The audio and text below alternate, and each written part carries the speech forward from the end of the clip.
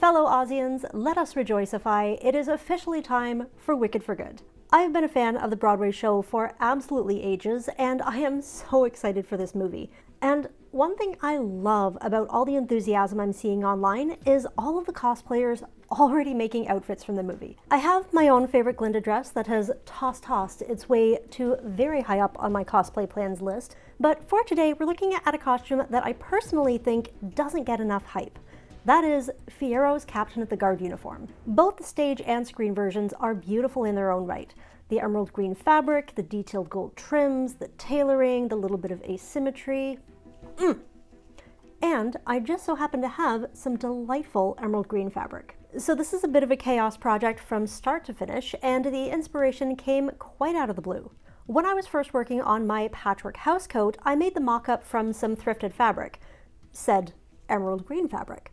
And I liked the fit and color so much that I set it aside to make into an actual dress. But I couldn't decide what direction I wanted to take it. And then I saw the first trailer for Wicked for Good and went, Fiyero dress. It has to be a Fiyero dress. So here we are. Now, as I said, both the stage and screen versions are so beautiful, so I'm actually going to be taking inspiration from both Susan Hilferty and Paul Taswell's designs with a bit of my own flair thrown in. Think parallel Oz where Glinda became Captain of the Guard instead. So I made a plan, ordered a whole bunch of gold trims, and got to work. This started its life as a mock-up, and I needed said mock-up pieces to cut out my lining, so the first step was to unbaste the pieces. I'm using a lovely minty green, almost shimmery satin that I picked up in the Toronto Fashion District for lining, and it gives a subtle nod to the color palette of Glinda's Thank Goodness dress in the stage production. Cutting out was super easy, as all the seam allowances were already set. First up is the skirt seams, as it's just a bunch of long, straight lines. And then I tackled the bodice and sleeve seams.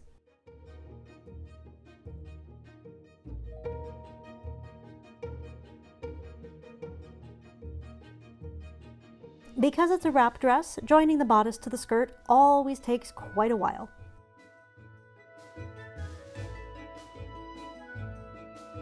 Then I repeated the assembly steps for the outer fabric.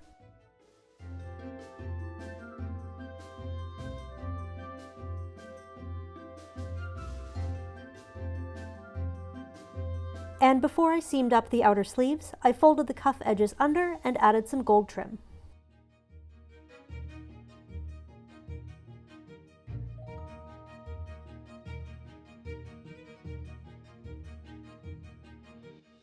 I wanted to add the bodice trim before going any further, so the stitches would end up covered by the lining. I knew I wanted the sort of chevron effect from the movie version, but I also love the homage to the Yellow Brick Road on the stage version, so this is one place where I met in the middle and did a combination of the two. Chevron pattern, but little brick-shaped pieces.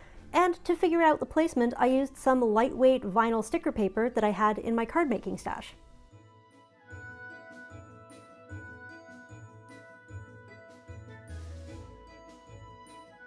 One of the ribbons I found had a vaguely wheat sheaf/cornstalk motif, which, if you know, you know. And to give a bit of texture variation and nod to the stage version, I alternated placing the right side up and wrong side up, as the colors would then flip ever so subtly.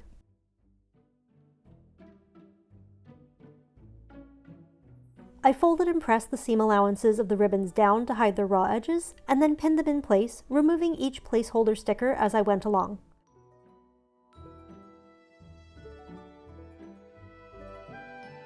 Then I whip-stitched each piece into place, using a combination of two colors to best blend in with the ribbon.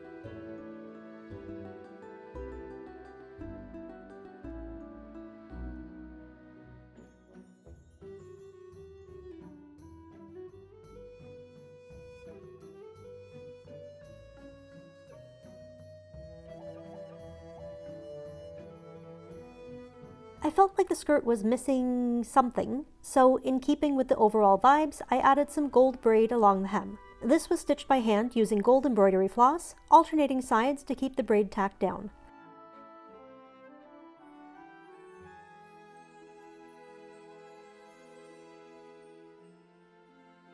This was a very satisfying step, both aesthetically and methodically. I find there's something almost meditative about a hand sewing task that you don't have to think too hard about. Although the hours of hyper-focused sewing did make my osteopath go, "And what exactly did you get up to this weekend?" The braid added a perfect touch, but my brain was still going, there's something missing. It needs more. Now, I didn't want to go too crazy with the braids and the trims, so I scrolled online looking for inspiration, and then I found sparkles. Specifically, Hot Fix rhinestones. Now, is this canonical to either version? No.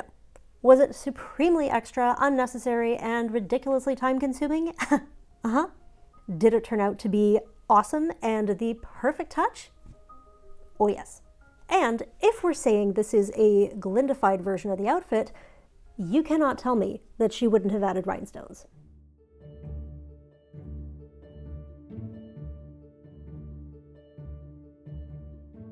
This is my first time working with Hot Fix rhinestones, so there was a bit of a learning curve, but I officially love them and want to add them to everything going forward. I found the fastest trick was to add a bit of beeswax to the end of a pencil, which worked as a pickup tool.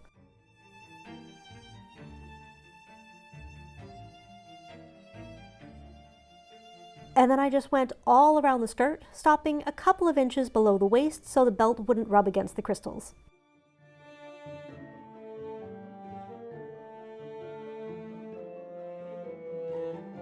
I obviously did this in stages and pressed down each bunch with an iron. I'm not sure how much faster it would have been if I had picked up the specific tool, but this worked quite well for the yardage I was covering.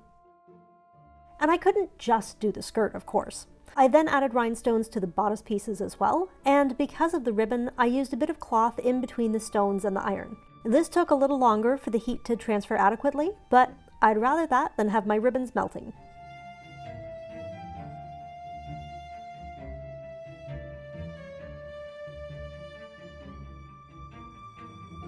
And you know I had to do the sleeves as well. This would have been way easier if I had done it before sewing the seam, but I hadn't thought of the rhinestones when I seamed it. Lessons learned for next time.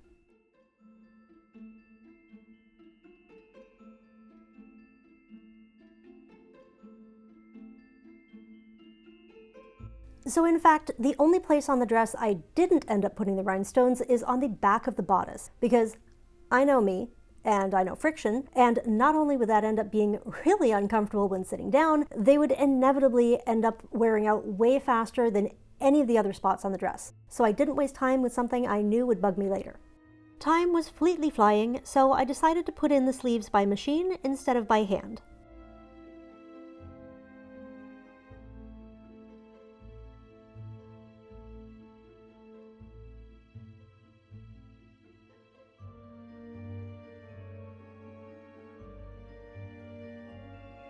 To finish off the front edges, I added some grosgrain ribbon and leftover bias fabric to the lining edge, and more gold ribbon to the outer edge.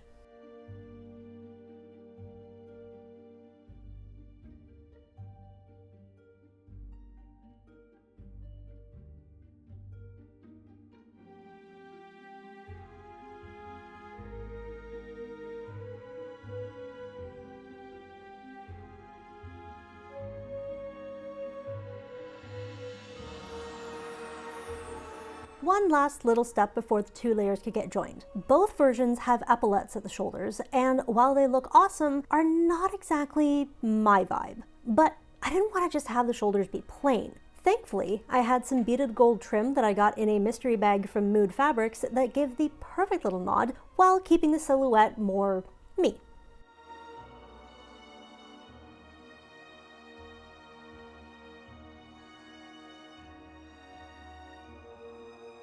At last, I could join the layers together, keeping the green ribbon just peeking out to give almost a piped effect.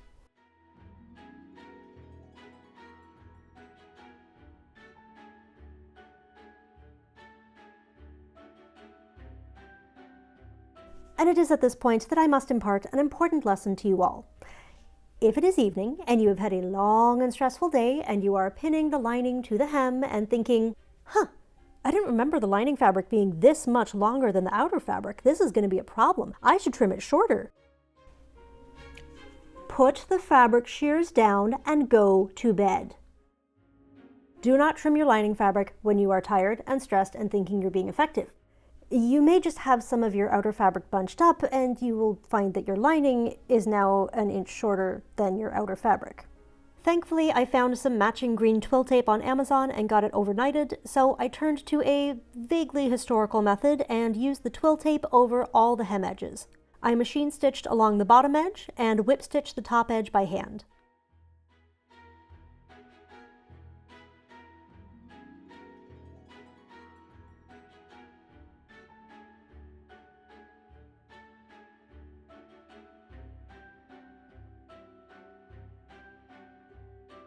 Then I whip stitched the cuff hems. And lastly, for closures, I added a hook and bar at the outer waist and some twill tape at the inner waist.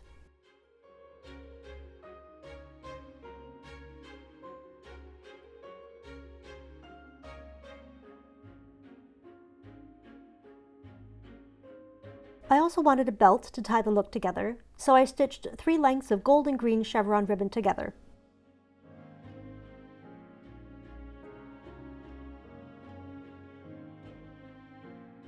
Because the ribbon is rough on the underside, I backed the belt with a bit of cotton from my stash.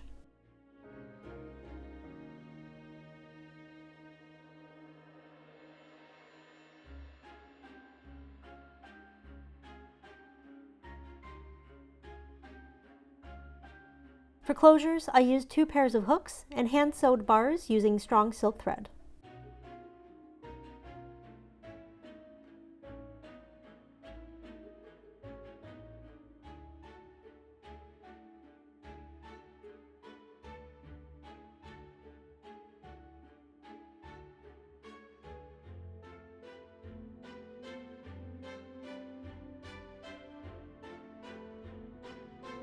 I really wanted to include something inspired by the round thing that Fiyero has in the movie.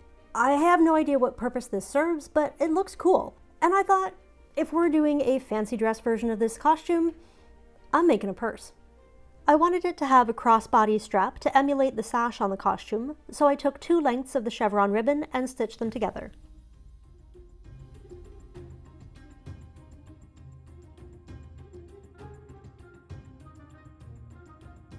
I pressed them open flat and added a matching green grosgrain ribbon for backing, then added clasps.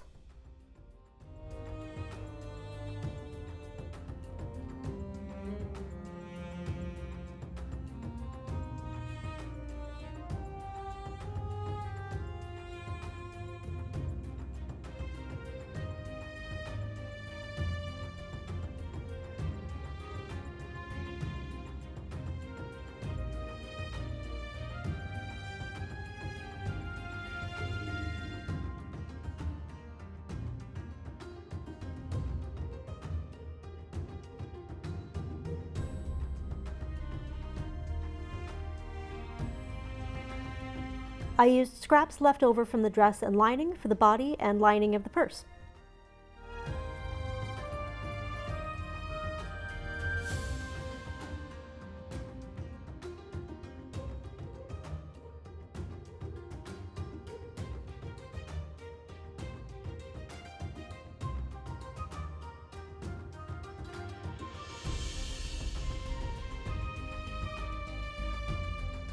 I put in a zipper and used some leftover chevron ribbon to hold the D-rings for the strap.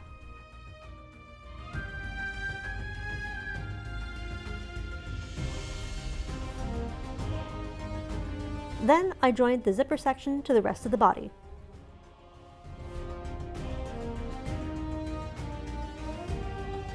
For an outer pocket, I folded one of my circles in half and top stitched the fold into place. Then it gets added to the backing piece. I also added some canvas as a strengthening layer, as the green fabric is pretty lightweight.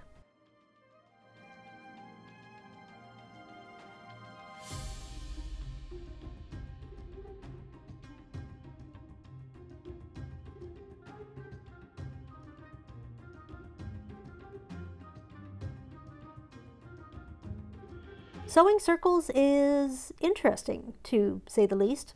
A lot of fiddly turns and slow stitching. I wanted to emulate the design on the movie, the round thing. What is it even called? But still have it feel like a fashion piece. So I grabbed my leftover ribbons and pleated all the way around the circle and then stitched it into place.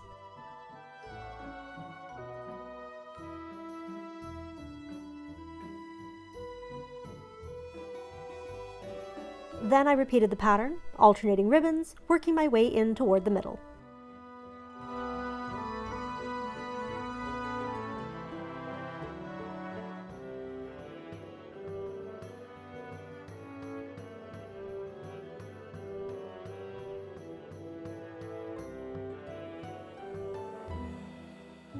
When it got too close in to pleat ribbons, I added a coil of braid and hand-stitched it into place. This I skipped filming because it was a pain in the backside to keep everything in place, but it looks cool now. Then the front piece can get added to the body of the purse, and I will not lie, I was nervous about this part. I didn't want to catch any of the pleats in the stitching, and you really can't see the underside when you're stitching something like this.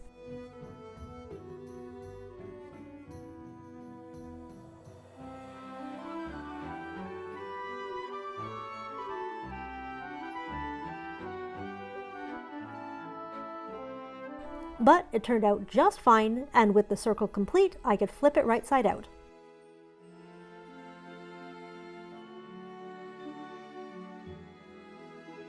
Then I repeated all the steps with the lining, except for putting in a zipper.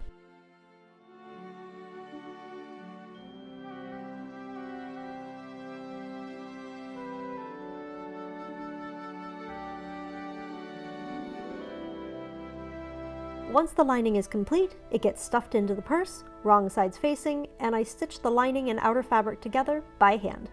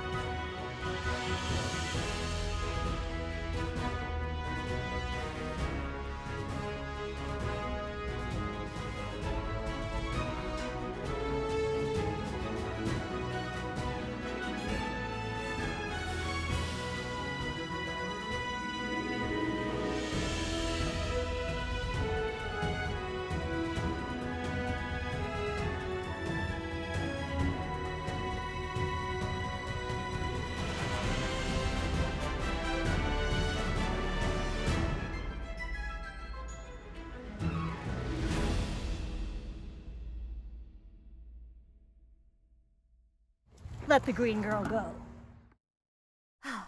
This was a thrillifying project. I learned a bunch of new things along the way and had a lot of fun. You know, it's funny, so many of the projects I make on here, whether they're historical reconstructions or screen-accurate cosplays, feel either like serious projects or like they have to be practical somehow.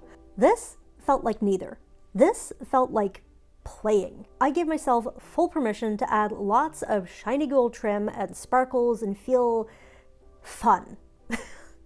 And I think we need that in our creative journey. Projects that don't necessarily feel grown up and serious, but that make us smile. And sure, it's not going to get a ton of wear, although I am definitely wearing it to the early access showing on the 19th and the double feature on the 22nd that I already have tickets for, and I will absolutely wear it the next time I get to see the stage production. But sometimes we need projects that are impractical but sparkly.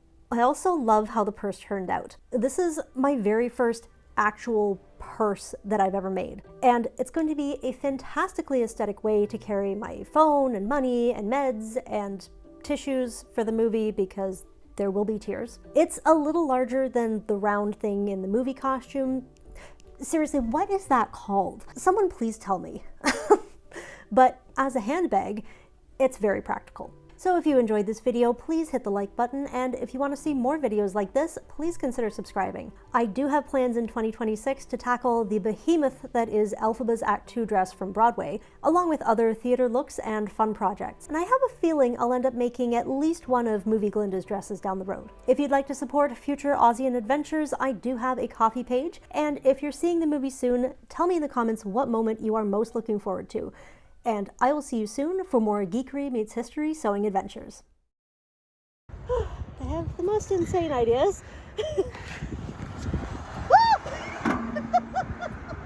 Let us rejoicify. It's official. Wow. Gonna have lots of stuff for this blooper reel.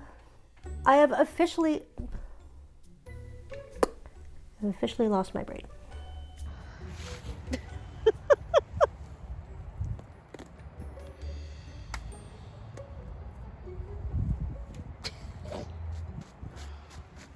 I don't want to go too crazy with all the braids and the trim.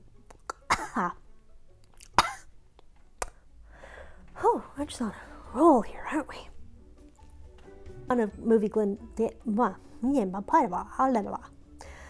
I have a feeling I'll end up making at least one of Movie Glinda's.